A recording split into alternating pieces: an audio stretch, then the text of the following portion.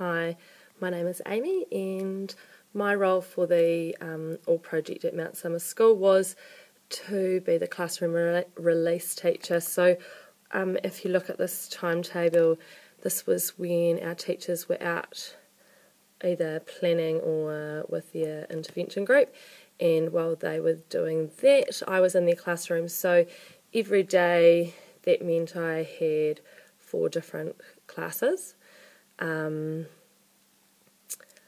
I think that for me it worked well because I have already done a lot of relieving here at Mount Summer School, so I know a lot of the classrooms, I knew all the students that I was working with, so it meant for me to be able to move between classrooms and classes. It worked okay. I already had a good rapport with the students and with the classroom teacher to know what went on in those classes. It gave me good variety during the day. However, it meant for a really busy time and a lot of forward planning to make sure that I was organised and had the relevant information for each class. If you look over here at this, this was sort of my weekly timetable of what I was teaching in each class, so it changed up. Ginny's class I was able to do run a maths program, but that had challenges in itself as Ginny had a student teacher come in, and so a lot of the time that I was timetabled to be in there, at times I then was out doing testing with some of those students because the student teacher was in. There were some challenges with the moving in and out of the classroom of the intervention groups, so they were either in for half an hour and then out for half an hour, or vice versa, so they were out for the first half an hour of the class and then back in. So the challenges from that obviously are the interruption, those students not getting the full content of the lesson that was being taught, and just having to repeat different instructions so that they were able to be up with the play of what was going on in the classroom at the time.